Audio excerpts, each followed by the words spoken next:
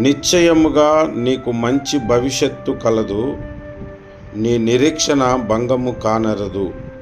సామెతలు 23వ అధ్యాయము 18వ వచనము. దేవుడు మనకు బంగారు భవిష్యత్తునిచ్చే గొప్ప దేవుడు. మన నిరీక్షణ భంగము కాదని వాగ్దానం చేస్తూ ఉన్నాడు. ప్రార్థన ద్వారా ఈ వాగ్దానాన్ని స్వతంత్రించుకుందాము.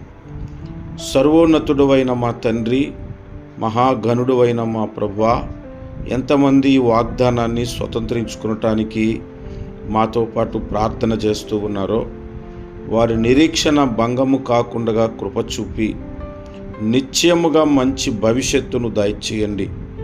మంచి భవిష్యత్తునిచ్చి మీకు మహిమకరముగా వాడుకొనమని ప్రార్థన చేస్తూ ఉన్నాము. ఎంతైనా మీరు నమ్మదగిన దేవుడవు, ఎన్నెన్నో గొప్ప కార్యాలు మా పక్షముగా జరిగించిన దేవుడవు.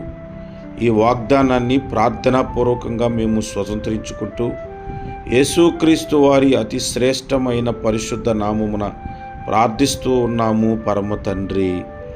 ఆమెన్.